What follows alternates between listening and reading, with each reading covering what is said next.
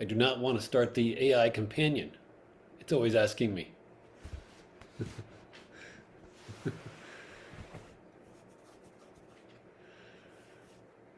Okay,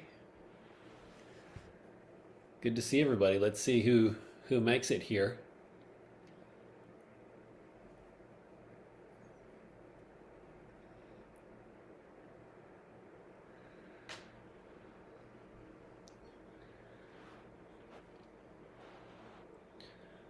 Yeah, and we do have some special topic uh, social hours, but we don't have a special topic for today. So we'll just kind of open it up to whatever people want to dig into or share or they have questions about. And again, as I always say, your questions will definitely help someone else because chances are they're either in it now or they will be or they have been. So really being sincere will help everybody else. And often what'll happen is somebody will start with something and then it'll cascade. Something interesting will come out of it. So anyway, great to see you all.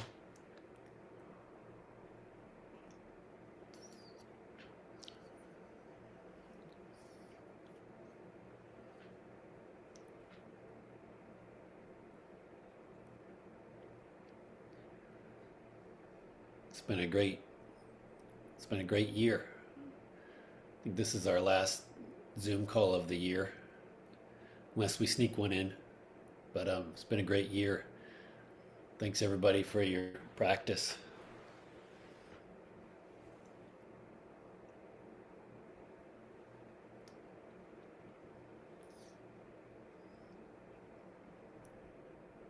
Right, Corey, you said this is the last.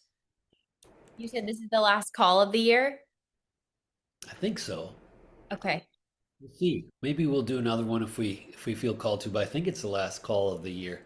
It'll get crazy around Christmas, we'll kind of shut some things down. Yeah, yeah. Not the last class, but the last Zoom call, yeah. Yeah, we'll have some classes for sure, but not maybe not another discussion call.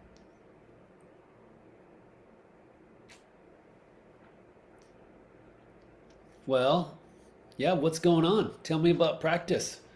What are you chewing on?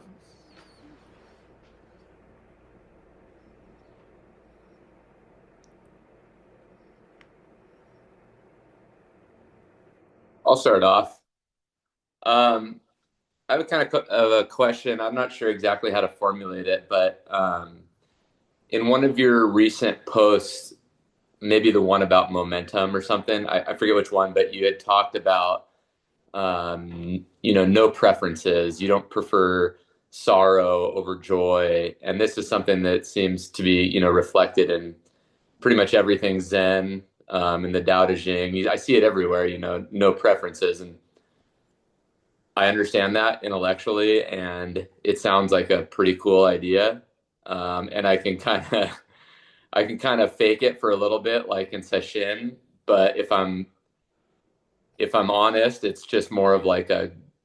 I definitely have preferences. I like to be happy and stoked and full of energy, and when I'm not, I can kind of sit there and take it, grin and bear it, like I said. But like it is that more of a symptom of insight, like having the no preferences, or is it something to actually practice? Like it just seems, how do you actually practice that while being sincere? Like I don't understand how that can be honest, where when you feel like crap, you can really be like, yeah, I'm just as happy with this.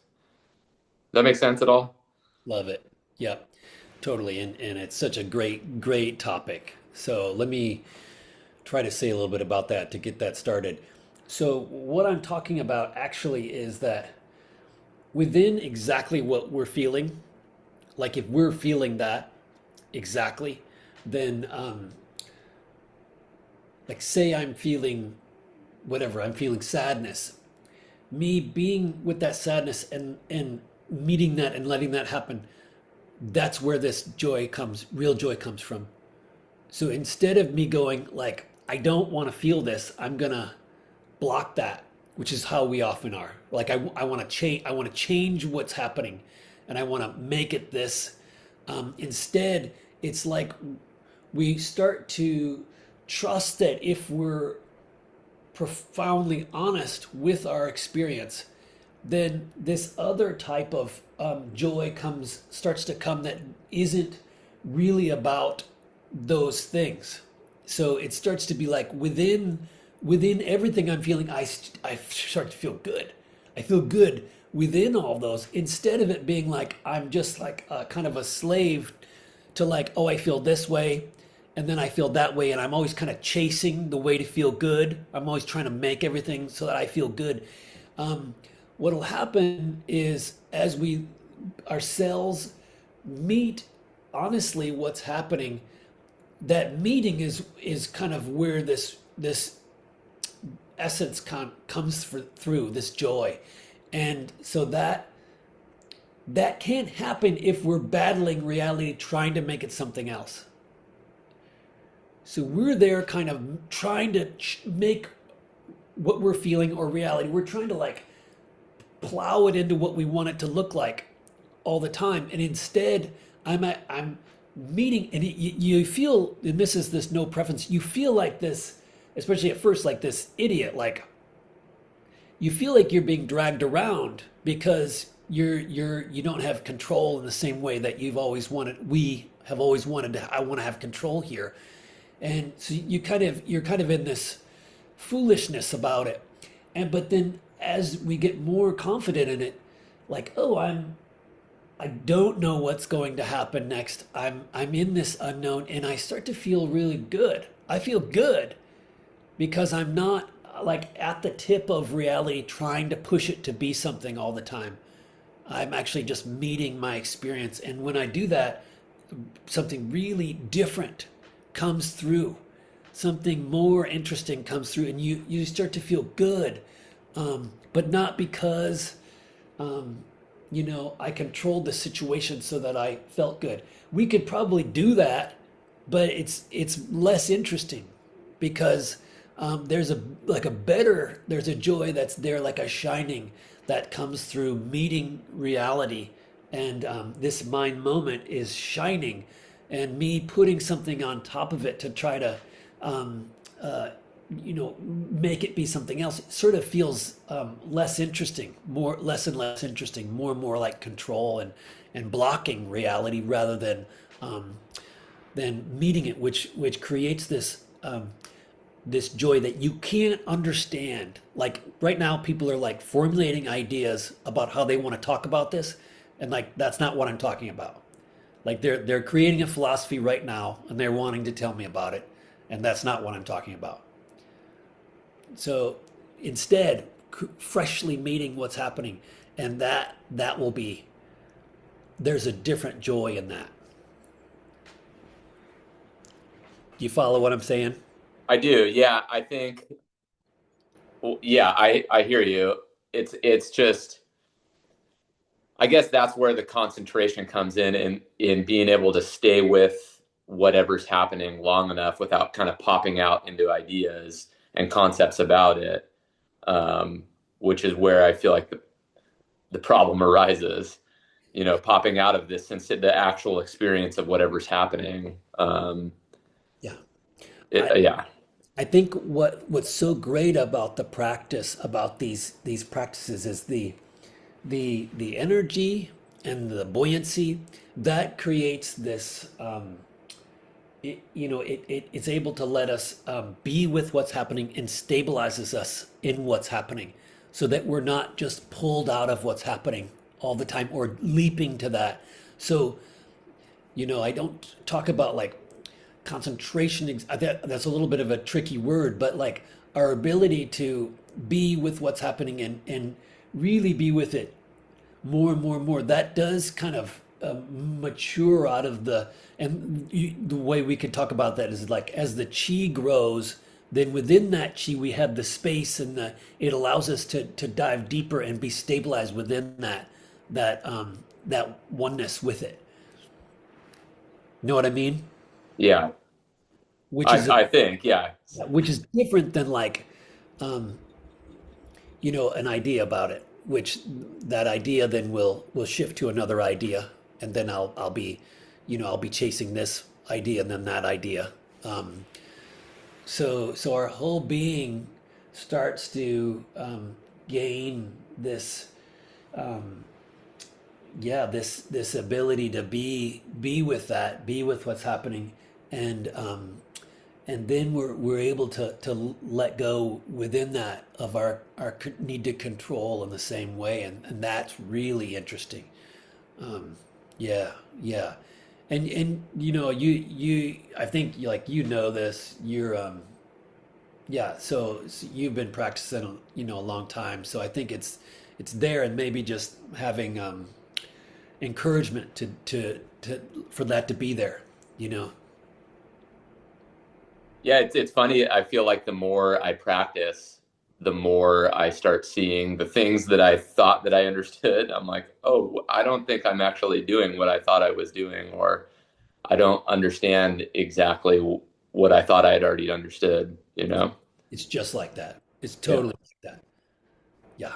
I thought I was doing one thing. Yeah. No, it's totally like that. And that's why, like, people love to tell their philosophy about what's happening, and I start to go blank, because it's like, okay, that's Right. be tomorrow, you know. Yeah.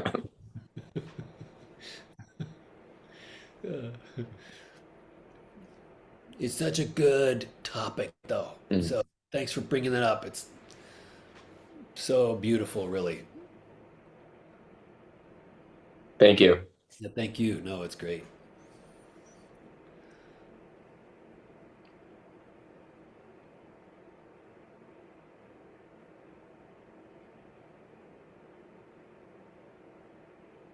And so then, like, that's why, like the Tondon is a great, it's a great, like, tool or vehicle to be able to kind of be with that. So like, oh, we can find like a physical, a physical kind of physical aspect that I can learn to. It's something I can work with. I can chew on. I can work with that, and then that starts to develop this sense of being able to be with it more and more, um, so that I don't need to kind of leap to that other, that idea or that idea about it to figure it out. So that's part of why the Tondon's so great in that way, is it gives us something to be able to chew on and work with, and um, because we're so seduced to again to leap to another, um, yeah, way to conceptualize it. Yeah. Hey, Elijah, good to see you, man. Hey there.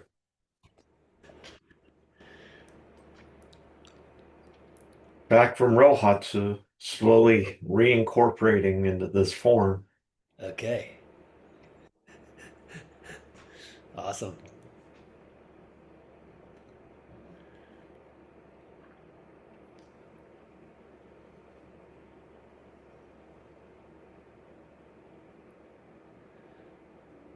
When I heard your question, Kevin, and I saw Elijah on the call, I kind of came to my mind something that Elijah would say would be something like, "Who is it that has the preference?"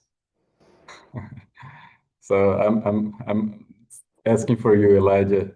So who is it there that has the preference? Well, I didn't hear the question and who was asking. It was Kevin. He was asking about having preferences, and why do we stick to this control of feeling good or bad, making differences, choosing one or another, something like that. Kevin, you can help that. Kevin, have you heard of the Shin Ming? Yes.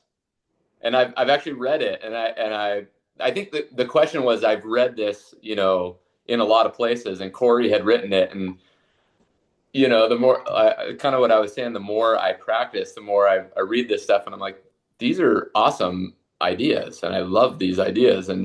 But like, what does that actually look like in practice? And, to say I have no preferences, I can kind of fake it a little bit and kind of just like I was saying, grin and bear it. But if I'm really honest, I definitely prefer being happy over being sad. You know what I mean? Yeah, I think there's a subtlety lost in that it's not being, it's not necessarily have to always have no preference. It's to not be strongly attached to it, Mhm. right? It's not, if you like chocolate cake, that feeling of enjoyment of chocolate cake isn't going to disappear. But you can't let that attachment to liking chocolate cake block your receptivity to this thing bigger than you. When this way, you can let all your likes and dislikes block the aperture, so to speak, right? And that creates like this cloud or whatever, this field, where it just you can't let the real person, the real genuine expression through, um, when you're caught up in that place. And it's so simple in a sense. When you spend a lot of time sitting and meditating, it's almost like you can taste and feel this whole field of energy of preference and attachment in you, and how it's like, makes you gasp and not be so natural and flowing. And, I'm already just destroyed it with too many words. Um, but I hope you see what I'm pointing at. Yeah, that resonates. Thank you. Yeah, and I think too, just important to our true nature is bright. Our true nature is bright. So actually being totally fresh with what's happening. Um, that's that's this real joy. This real joy is naturally always there.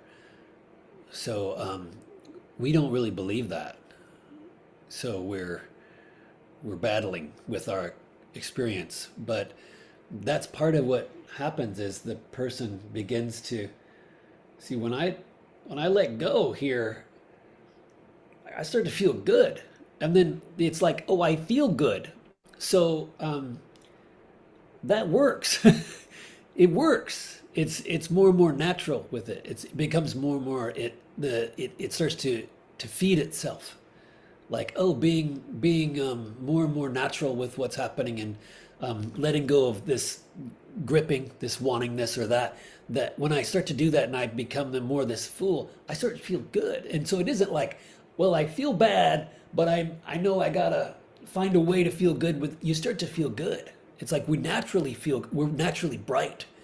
So it's really interesting that it it's like Elijah said, it's not that complicated. I start to naturally I feel good. Not you. So it's not like we're gonna dislike chocolate cake. Like, oh, I liked chocolate cake and now I don't. Like Mumon Roshi. He still liked this or that. He still liked watermelon. You know, so it's like you like watermelon more probably. You'll be able to enjoy it. And then there's the whole thing about for many of us in practice where at a certain point in practice you go, well, I realize I don't think I ever really enjoyed anything. Do you know what I'm talking about? Basically, everybody here will be able to nod at some point. They'll say, oh, I actually wasn't enjoying my life at all. Like I never was. Like I'd have moments where I'd feel like I kind of have some fleeting moment of joy, and then I'd feel something else. But so our whole orientation to that starts to change, where it's like, oh, actually, when I start to feel good, and that's really a shock. It's really surprising and so anyway, for most of us, just the ability to, I can start to feel good. Could I feel good all the time? What would it be like to feel good? And so it's not like some of us feel like, well, if I felt good, then I'd be kind of betraying something in the world. and you actually see like, oh, me feeling good. That's actually partly it's my responsibility as I start to be able to bring real joy to people, real joy to the world. The Roshi would say that often, like, it's kind of you'll start to bring everybody with you.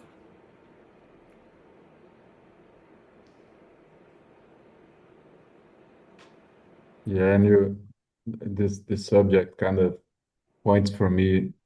I was thinking about how is it for me. I feel that it's for me it has a lot to do about humility, being humble with the moment. Because yeah, I think we can kind of deconstruct our preference and try to be this, try to be that. But if we're like really fresh and really humble with the moment, not waiting for anything, not eager about anything, but just being in your ground and humble, things will happen. And of course, when we're like miserable, even that has a quality, and you know that this will pass. You're in the ground, everything is changing. So yeah, you kind of we just accept things with more humility. I think in our world it's very difficult. We're kind of very hard-headed people, a lot of personalities and opinions and whatnot. And what Corey does here is like a magic for me because he kind of he he he he bypasses all these security checks within ourselves and goes straight to this direct experience of really meeting what's happening. That's really, really difficult. Or, we don't realize how difficult it is, because these triggers are always happening. It's amazing. But returning to humility, just being human here, just breathing and really simple and humble. I think it's very helpful. So I think like an eager mind, hungry mind, ambitious mind might be something we have to be really careful, outside of our practice as well, because this is also valued, it has some value in our society, this, and I see that I've suffered a lot because I'm not really built for that. So I had to work my way through this world with this other ground, because I wouldn't have this societal, view of this. So it takes courage to be humble, and in this world, you feel like you're gonna be crushed. At least sometimes I do feel like, yeah, but there's something much bigger, much greater, and beyond anything that's just holding us. So I guess it's like a leap into some yeah, some safer and a more grounded place. Yeah, I guess I tried to say what I wanted.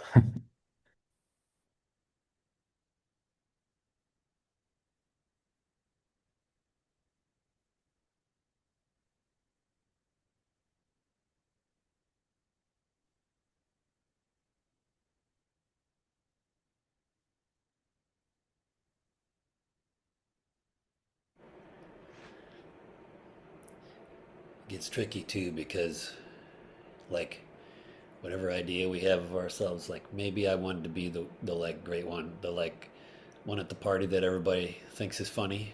You know what I mean? Like, well, I want to be like that person that everybody thinks is so great, and then what'll happen is as we go in deeper, our system will be kind of trued by this.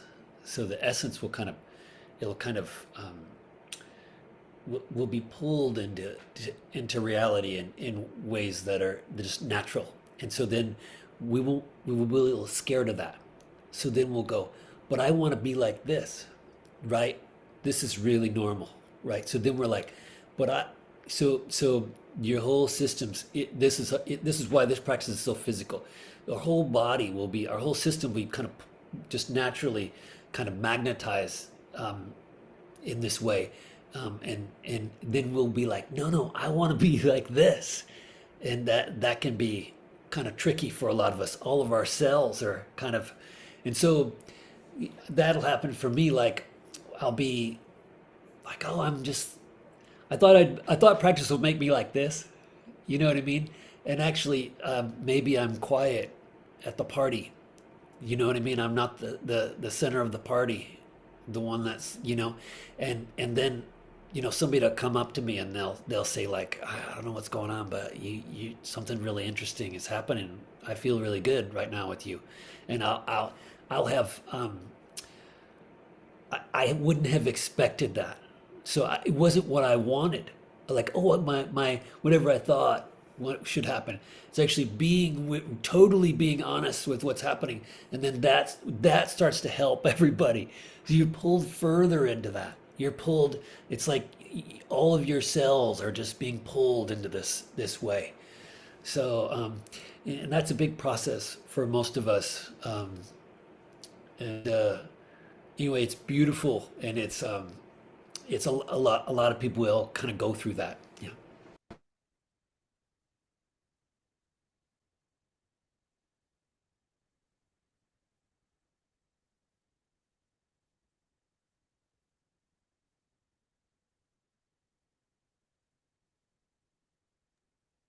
Yeah, something you said today, Corey, actually really resonated with me in terms of I took it kind of with sitting practice is, we can sit down and get good at just turning on the movie and watching the movie of our thoughts going by and feeling pretty good. And I was like, dude, I can do that a lot where it's like I feel pretty good, I'm centered, I can watch my thoughts and this is it, I guess. And it's like that's just not it's not as honest as I could be, and um thanks to you in this practice, I think it's opening up another depth maybe, which with that, I guess, brings a lot of questions and starts, like I said, questioning all the things that, before I thought I understood, but as I become more honest, it's like, wait, what does that actually look like in my practice right now? So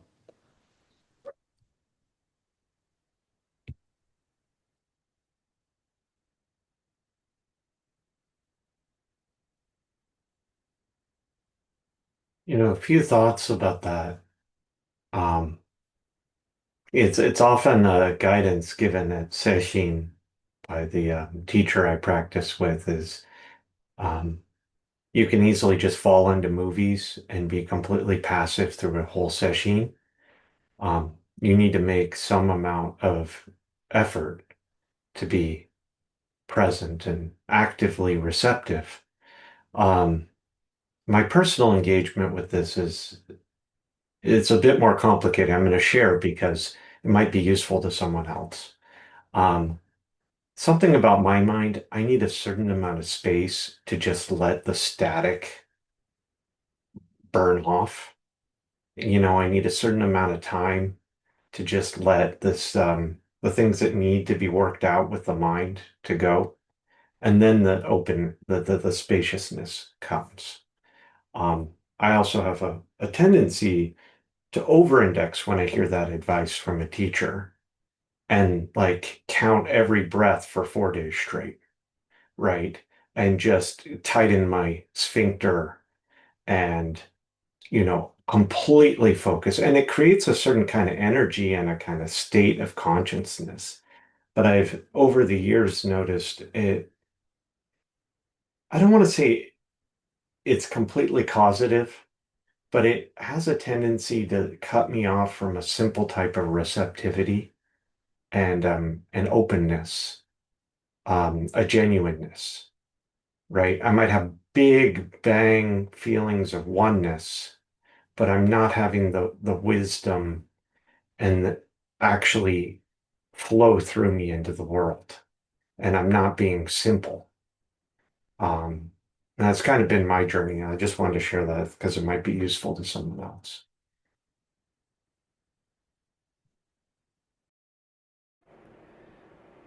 Yeah, I hear you on that. And I was part of what I was trying to say today was like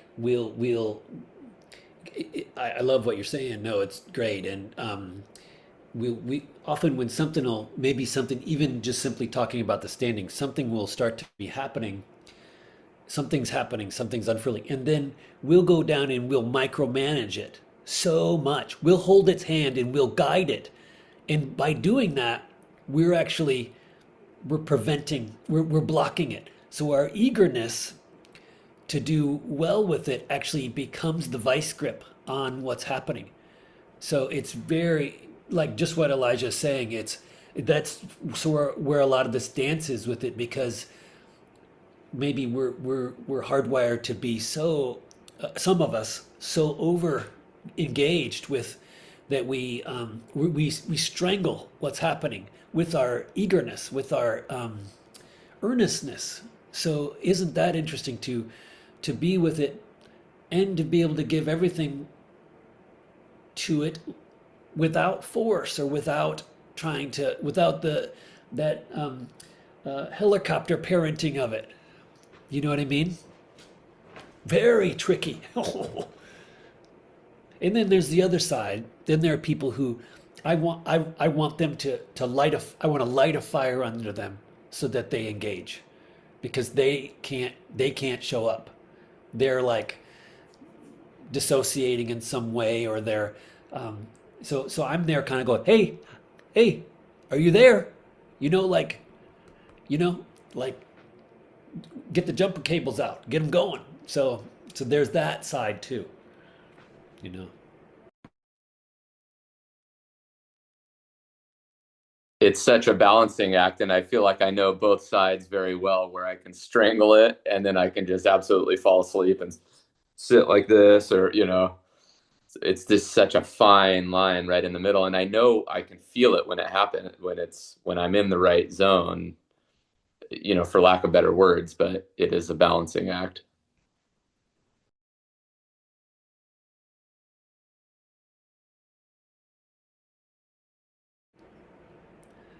I think when you fall asleep, it's not that you're unengaged. Actually, your system, it's still going 90, but you kind of you lost a little bit track of it, and so then it's kind of smearing you, and then you fall asleep. Where and it's different than somebody who can't get the motor running. That's a little different animal. So you're I think you're like me along the around the aggro type, the maniac type, and which is pretty common for this group. But the other side is where they can't they have an inability to give themselves to it, and I think that's yeah right.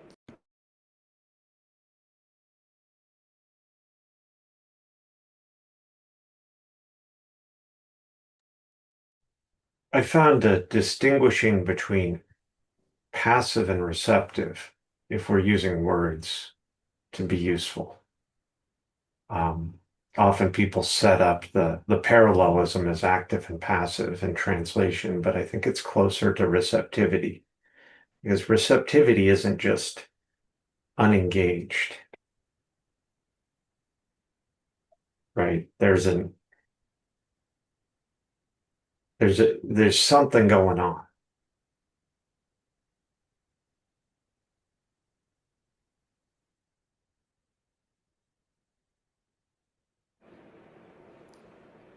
What a nice discussion.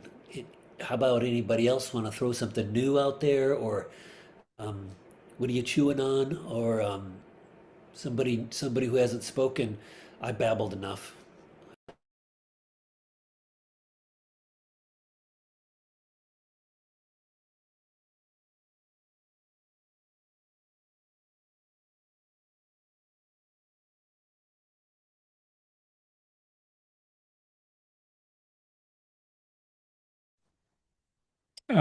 For me, I think Felipe kind of hit it on the head. I just feel like I'm so arrogant about what I know, and I kind of watch. It's almost like there's two different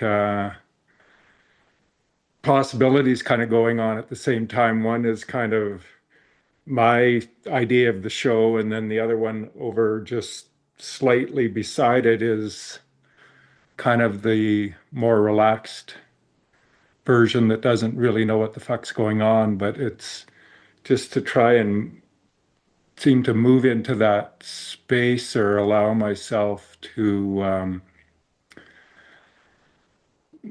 let go of my ideas enough or relax enough or what, be receptive enough and not want to control the show is just, that's for me kind of the line that I'm kind of playing with a lot. And, seeing when it's happening and being surprised and yeah, just curious about that as opposed to, again, thinking that I know what the hell is going on. So that's my take on it.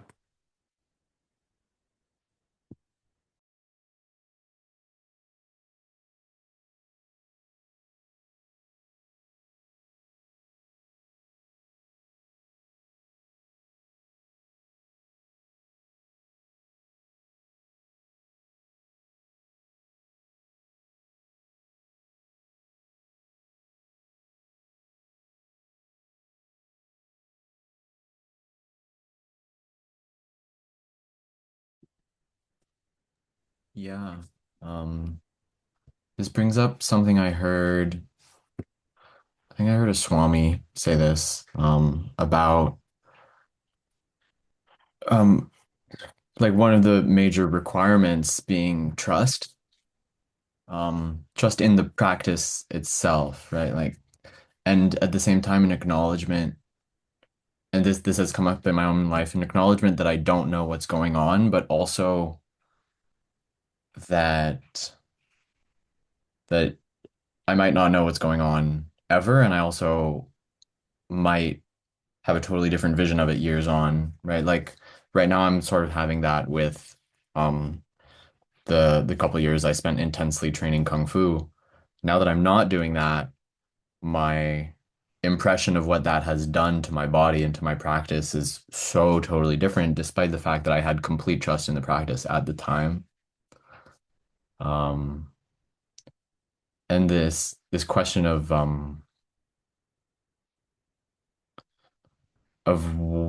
what's the word? Maybe like what I let sort of like what I let in, but also what I let out in this negotiation of being like receptive, but also because of my own tendencies and my own history, I'm like have this tendency to like want to sort and discern everything ahead of time and be like, okay, I'll let this in because it's safe. I'll let this in because it's good for me, but I'll block that out, right? But if I take that tendency and I examine it from this sense of, well, trust, but also not knowing whether or not it's actually good for me, then it all falls apart, right? And the only option is just to totally surrender and let go. If I follow that logic there, um, but it's so scary, it's totally terrifying. Um, but I really have had a few experiences in my life of like coming to a total reckoning of like, oh, the like baseline fundamental sort of like operating procedures that I was going on are just totally false. And what do I do with that? Like how like if my identity is actually just dust, if like because I was sick for a very long time and then all of a sudden I was like, oh well, actually, what if I don't need that like constant inner reminder that I'm sick, right? Well, what does that change? And it's totally a crisis. It's a beautiful existential crisis. And then the option at this point is just like, okay, well, just come back to trying practices that I trust and seeing like how that evolves.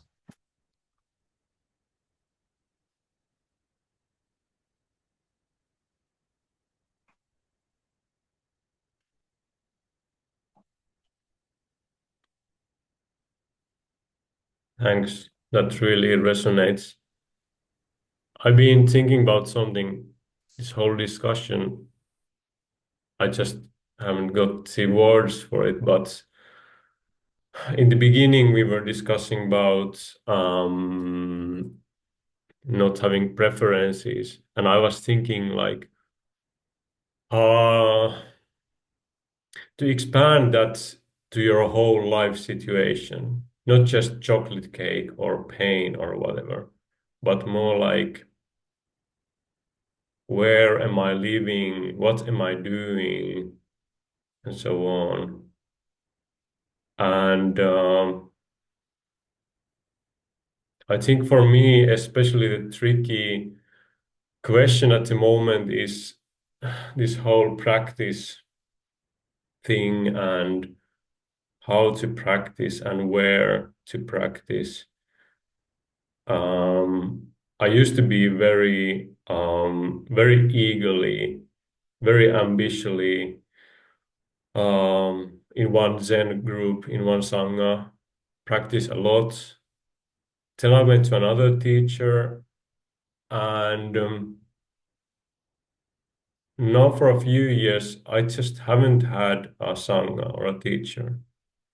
And I was just thinking of my previous teacher, Jeff Shore, actually this morning, and I appreciate him a lot. But then there's just something in my system that is saying that, like, it's not, I have somehow seen it. I cannot go back there. So I have this feeling that for some reason which I really don't know, I just have to be by myself at the moment. And it is like really scary. I can also see how like being really dedicated to something, it has been a kind of guard or protection, defense.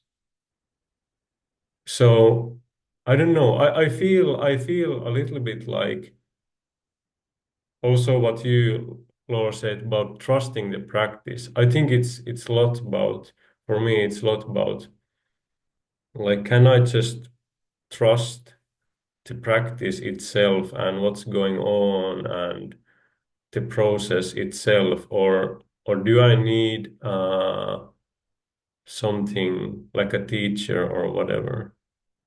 And it's kind of confusing, but yeah, I do have a strong process going on, and I completely trust it. But it's really um, it is scary, and I'm contemplating it a lot. Like should I really be active, finding a teacher, and so on? But then I don't know.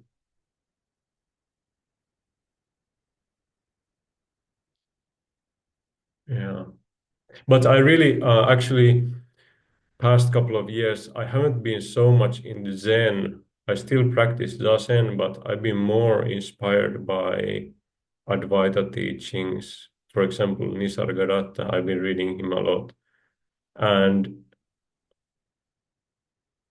And he and also many other um, Advaita teachers are, I think they're emphasizing this surrender a lot.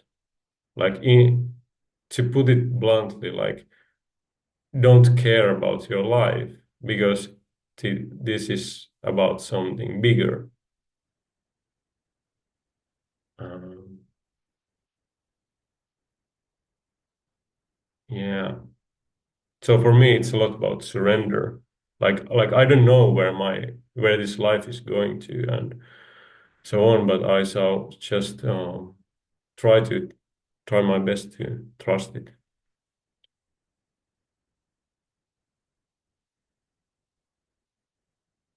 Yeah, I guess that's what I have to say for now.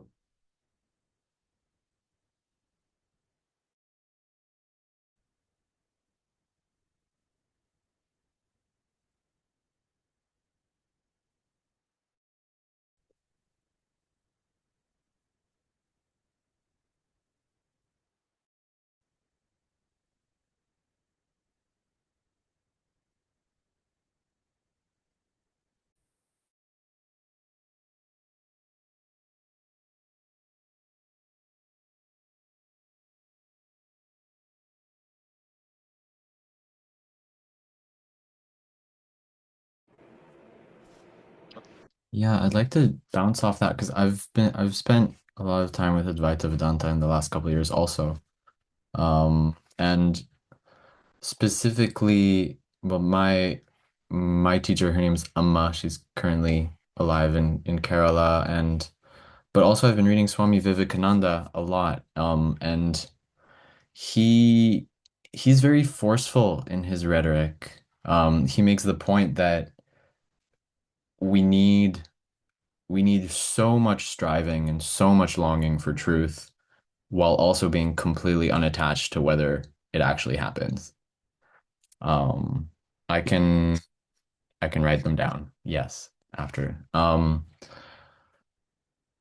Yes, there's this sense of like complete devotion and complete surrender, but also just like complete full-heartedness that really really speaks to me. Because it matches that intensity that I feel that Corey has named, that I know other people here have. It's this sense of like, well, actually, there's nothing else.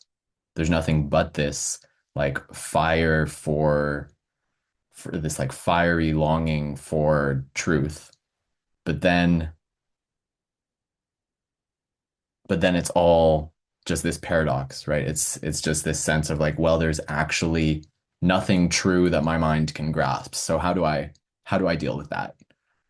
And I don't have an answer, but it's so reassuring to see it put into words, that like there is there is there is a lineage, there's people who have been living these questions for so long.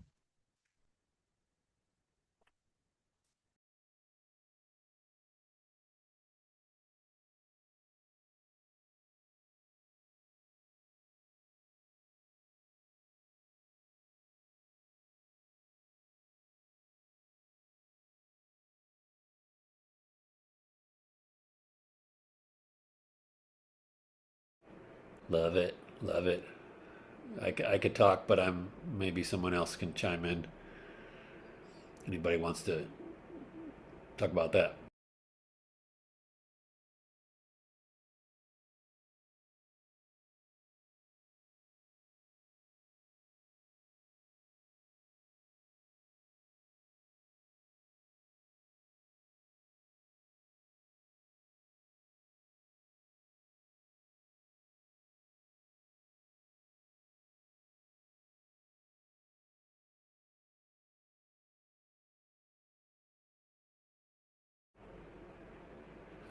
I remember when I was in the monastery, and at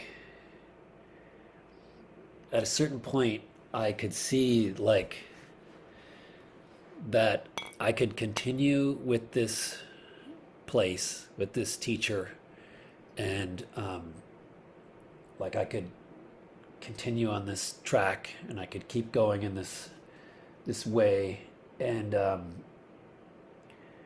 but I felt like there was this something else was kind of trying to happen. Something else was there. Um, so I kind of feel like personally the practices, the um, traditions, they're there to they're mediums to explore this process. They're mediums um, to dive into what's happening in our process, um, and I saw at a certain point that in the Roshi never really, he never needed me to be like a Buddhist in this certain way. He wasn't there kind of going, you have to be this. He was more just finding your true nature and giving everything you've got to it. And he would often say that the realization is beyond the teachings. This is a big thing he would often say. And so at a certain point, I could see like, oh, I need to go into the unknown, and I need to be in the unknown, and where I'm not holding on to this or that as another. I could see like, oh, the monastery or the tradition it might be a way for me to start to put on some crutch or some control into my process, and or like I could just rely on that and I could get really good at it. But I felt like, oh, my system needs to, like maybe to deepen, I need to go into the unknown and sit wrong and kind of explore in this way that's off the map.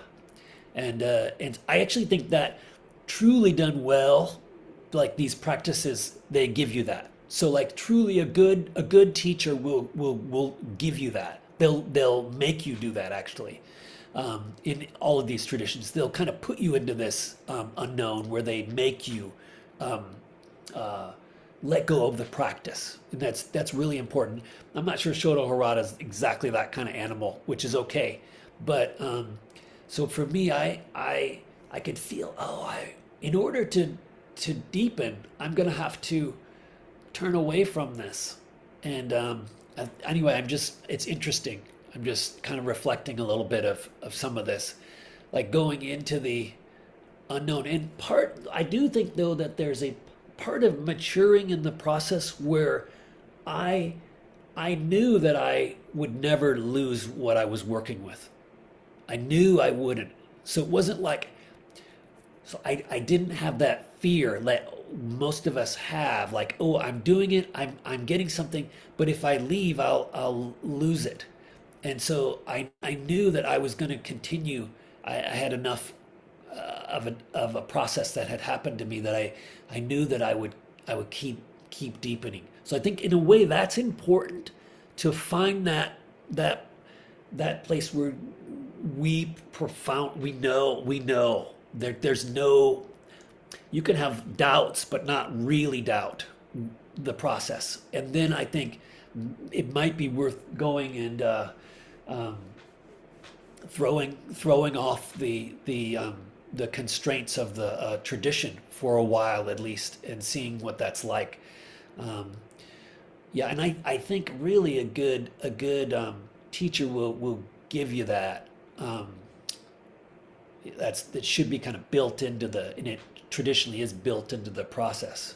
Um, but anyway, sitting wrong or doing it wrong and seeing, is this real? Is that real? And then knowing for ourselves, not like, I know this is right because whatever Hakuin did it, or whoever did it this way, that means it has to be right.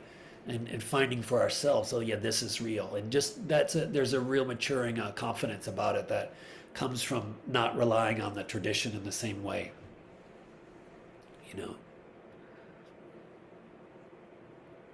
Thanks. That's very helpful.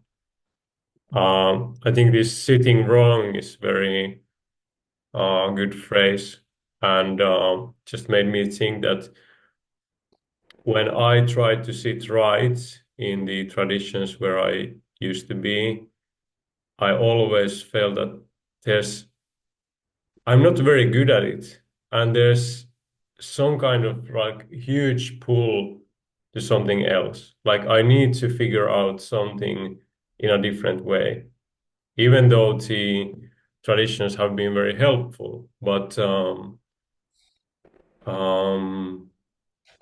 yeah, so to kind of allow that wrong, if you want to call it that, allow it to happen.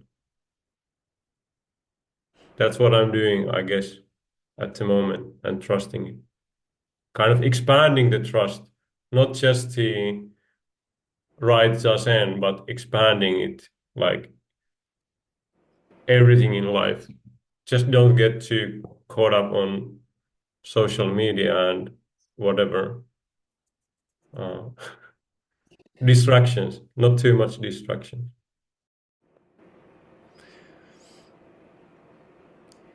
And I will point out though that I feel like I I think that, like, with my Zen training, that the whole thing was that. The whole thing was this freedom that the practice is really about. And that's the craziness about it, is that the structure is there to to give us something to feel into and to play with. So the very structure of it is where you find this, where these wild people are discovering this thing that's going on within that. And so I think there is that to it. And I think, once we can get a real sense of that in our bones, then we see, and then the Roshi would talk about this, like, then you don't need that anymore, that practice in that certain way, because you've kind of touched what they're about, and so then we can go and explore it. But the structure is there, because so many people, they just want to do their own thing. I feel this, and then I feel that, and I go to that teacher, and then I go to that teacher, and I taste that, and I taste that. So some of us are really good at bouncing around, and I don't mean you, Otso, but some of us, that's a tendency that can be there. So I think there is something great about having a real deep foundation of that, and then we can go and explore. But because I think that's what they're really, really about. And I feel so grateful for my teacher, because he let me be such a creative, wild artist in this totally structured Japanese environment. It was so, I feel so encouraged about life because of that. I feel so blessed that the insanity of that's available is so great. Anyway, I hope that makes sense to some people here.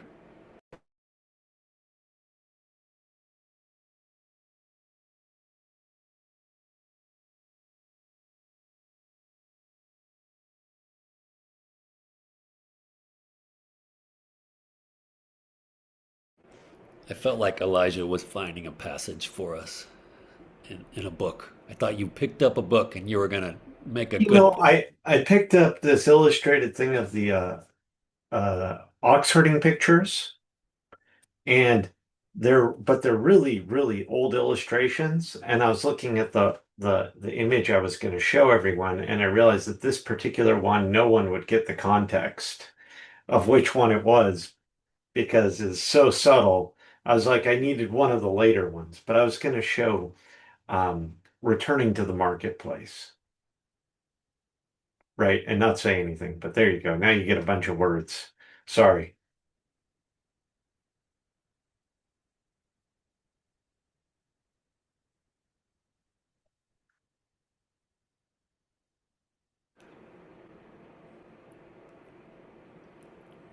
I think a really, really nice talk. Anybody want to throw anything else out there before we write off?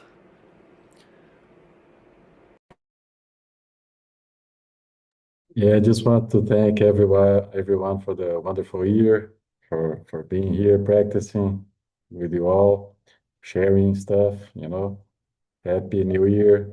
Have a great end of year and a wonderful next year. See you guys soon. Thank you.